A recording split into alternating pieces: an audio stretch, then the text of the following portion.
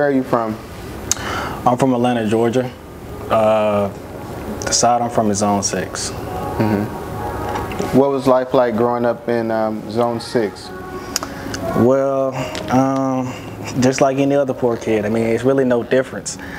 There's really no difference. I mean, crime rate high, poverty high. It's no difference in any other zone that you live in Atlanta. Atlanta just, you know, it's a good city, but definitely a crime rate city I've seen in the last couple of years. Do you come from an artistic family? No. At what point did you become interested in film? I would say 2020, but I think really 2019 because I was really watching a couple people who inspired me, like Shop Out Wolf. I was watching Diesel Films, AZ Productions, Jerry PhD. All of these people inspired me to get into the film industry because I just wanted to find somewhere to make some money, and I really just didn't know how. So I said, okay, let me try the camera work. I want to be in the entertainment industry. I used to want to be a rapper. Went from rapping to trying to start a clothing business. So I just been hopping to different businesses, all out here, there, and there. And I just decided to do film. So, I mean, that's how I got into it. What was the first sort of project that made you feel like you were actually doing it professionally? I'll say my first project I think I was doing professionally is when I started filming for One Young Sin. He's one of 21 Savage's newest artists on the label team, Slaughter Gang. He's a very dope artist, real true to himself. So that's when I first started to feel like I'm really getting into this business for real. Have you experienced any challenges in the pursuit of your career as a film director? Yeah, my first year, believe it or not, I had an altercation with an artist. We was arguing about the lighting setup. He was trying to tell me where to put the light. I'm trying to tell him what to put the light at. It was just altercation. Things happened, guns came out. It was just a whole lot of mess. So that's about the only challenge I had. The other challenges was, you know, same thing everybody else have, you know, the mental. And so how did you all get over that issue about the lights? Well, I'm like, wait, guns over lights, bro? Hey, you wouldn't, bro, I'm telling you, in this industry, the music industry, you wouldn't believe how many altercations you get to over the simplest thing. So now, LA people have it. But the altercation specifically, I just finished filming the video, we calmed down, and we just finished. I never returned the project to him. I blocked him, everything. You know, I don't even talk to the dude anymore. So that's settled. You know, I can't go through that. Has your career in film caused any conflicts in your personal life? No. What is your biggest film aspiration? What you mean by aspiration? Like the people, purpose, person? Like, what is your biggest goal? My biggest goal in film is I want to be an A&R. My goal is to get artists signed to record deals, co-sign, whatever you want to do. Like, I want to get artists out there more. Like, I want people to come to me when they come get a video. They know that certain people are going to see this video, so you should pay me for that video. Like, for example, Shop Out Wolf, he charges $5,000 for a video. But he has so big of a following that when you do shoot with him, you have a higher chance of getting noticed by different, he's an A&R too, you got a different chance by getting noticed by different labels, different teams, different people, and get exposure. So I want artists to come for me for exposure because it's okay to film people. Anybody can film somebody. But it's always something special about when you can make somebody's life better. You know what I'm saying? You can solve a problem. So problem solving is the biggest thing in any business. So basically you want to be sort of like a vehicle to break artists to the public? Yes. Oh, wow. And so what sort of like inspired that goal or vision? Like I said, I used to be a feature artist myself. When I used to rap, I didn't have any help. I didn't have any assistance. So I already know it ain't easy out here being an artist. I can tell you that right now. It looks easy, but if you want to be an artist, you need to have the budget. And I tell people all the time that if you're not willing to work hard to be an artist, if you want to pay everything the cheap way, you want to do everything the lazy way, it's going to be very hard to make it. It's not easy to make it when you're trying to go the cheap path. The cheap path is never the good path. And that's people's biggest problems in life. They want to spend everything the cheap way. Nothing comes cheap. Everything costs. You want to be the boss. As a practicing film director, are there any other directors who you are inspired by or who you value? Shot by Wolf, Jerry PhD, Diesel Films, Bill Shot'em, Cammy's World, he's a VFX artist. Who else? Denario, I'm inspired by. Shot by Verified, I'm inspired by. There's one more person, Cole Bennett. Yep. How did you, we talked a little bit about like your inspiration for starting your business, but I want to sort of get down to the mechanics of it. How did you even like just take the first step of buying a camera, setting up your LLC? What was that process like? Starting it was rough. I mean, you gotta have the income. I mean, so I had most of the income, but I didn't have the full thing. Like literally, I mean, if you want to start off, if you start off the average, let's say that if you want to start the average little videography business, music video, you're gonna at least need a camera that shoots 4K. I'm sorry to say it. The quality does matter. I don't care what nobody tells you. The quality matters. You can be the best man in the world with the effects, but if your quality ain't there, I'm sorry, you ain't getting no bookings. So the process is you're gonna need at least a 4K camera. I always recommend the Panasonic G7. It's around $600. You can get it in the market right now, $500. You find it used, you probably get it for $400. It shoots 4K video and 1080 to 60p video, which is about a little slow motion, not 120 though. It doesn't shoot 120. So that's the basic camera, and I will also tell somebody you need a gimbal.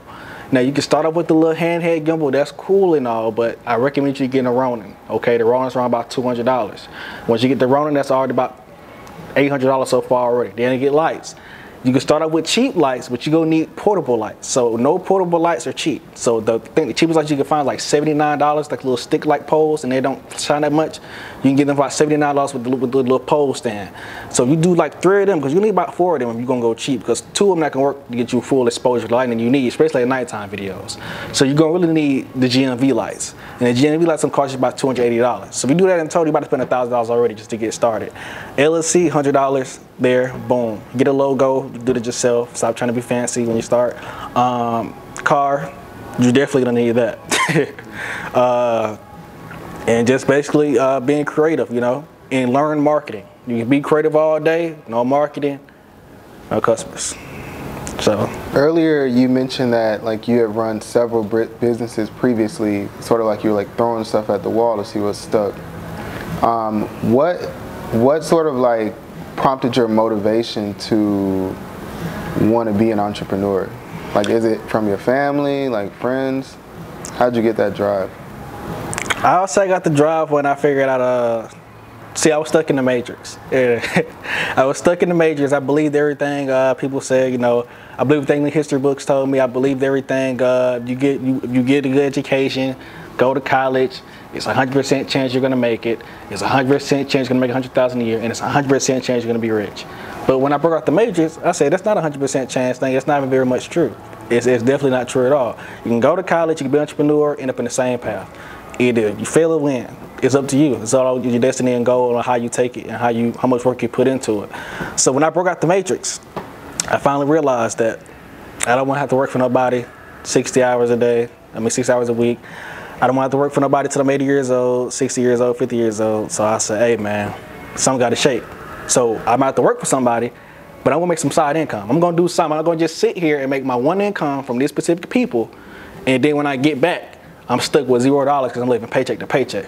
So I'd rather have different incomes and different things on the side while having a job. I mean, you got to do something other than a job. I'm sorry to tell you. So entrepreneurship, I recommend to everybody. If you don't want to do entrepreneurship, at least get a side hustle. A side hustle is not entrepreneur, but please do something. I don't care if you know how to paint. I don't care if you just know how to run. You better put that to work. Like, you need to put something to work. It ain't going to shake paycheck to paycheck. I mean, even with a degree, it's not going to shake. I mean, 100,000 is really nothing no more. Unless, especially in Cali, it's nothing. But in Georgia, you can get away with it a little bit. So we got to get to work. Are there any films that you're interested in that are out right now in theaters? Well, I like the Wakanda movie, and that's gonna be about it for the movies I like. And you know the reason I like that, you know, my people, my color in that, so I support it. I might not support the objective, but I support teamwork. What is it like to watch a film from the lens of a director? It's inspiring. I mean, to see what you can create. I mean, especially when you're shooting a specific person who takes their work truly and seriously, it's very inspiring to look through that lens and see, dang, this is a hardworking artist, this is a hardworking upcoming talent. And you know what I'm saying? It's inspiring to see how they grow over time.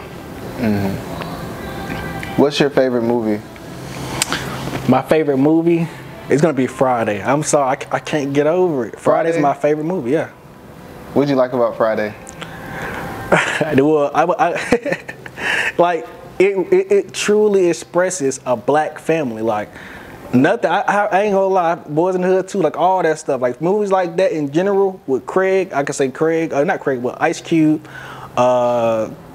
Chris Tucker. I'm trying to remember the other dude name. I can't remember. Mike Epps. Like them people right there are really truly inspiring movie actors to me. Like they're my favorite top movie actors in the world that I have, like of all time. Like they really show the true side of how black communities really live and what we go through on a daily basis. Like that stuff is actually true. How important is it for there to be representation of black faces in the media and in film? It's very important. It's very important today. I think, well, I'm not gonna speak too much about it, but we should definitely have more black people participating with each other in films than participating in films that's not involved in our of our people, basically, in betterment of our people. So I think we should start making films together instead of apart. And that's our problem, I notice. We're not coming together as much. So hopefully we can come together mostly in the future, bring our comedians together, bring them from Atlanta, Chicago, LA, Compton, you know what I'm saying? Wherever you want to bring the comedy people come, we need to bring them all together. Let's make a movie. We got the budget, y'all got the money, let's do it. I mean, why are we holding back?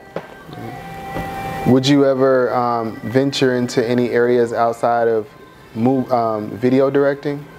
Oh, of course. Oh, yeah. I plan on starting some new businesses real soon. Right now, I'm also a website tester. Side time, I'm also taking a dispatching trucking course. We can dispatch trucks on LLC.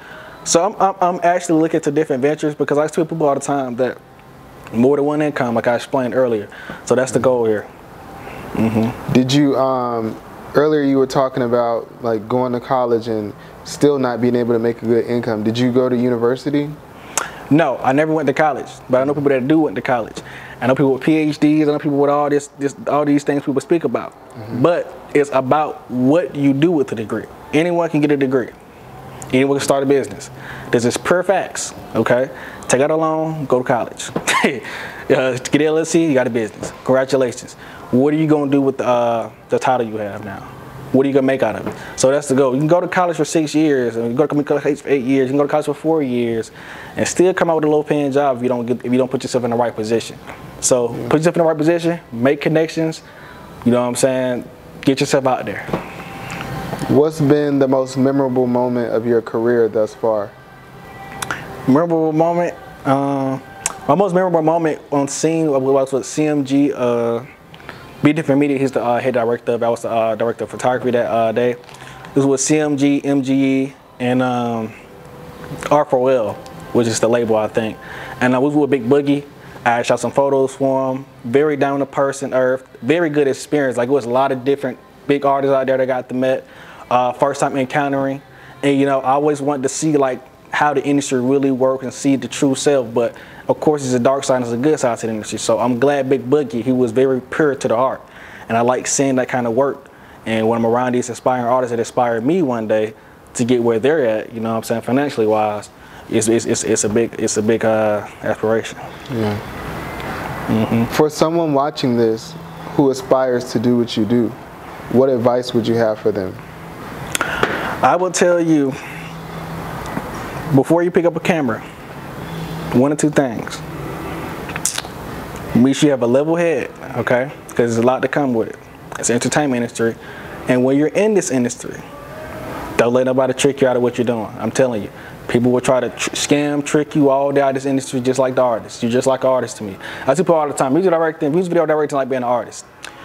You're getting paid now instead of later like an artist. So you're an artist also because you're a creator. You know what I'm saying? You use creativity. You're a creative artist. That's what you do. You create art. You see what I'm saying? So you're also an artist in a different form, okay? Especially if you're doing editing by yourself also, or it depends what you're doing. So I ask people all the time, you're getting paid now, but it takes a while, you know what I'm saying, with the work and dedication to put it in a position to where you can blow up. So I tell people all the time, you get a camera, don't expect to blow up in no 2 weeks. There's no super marketing scheme to it. When it happens, it happens. That's how it works in this route. It happens when it happens. That's it. That's all I got.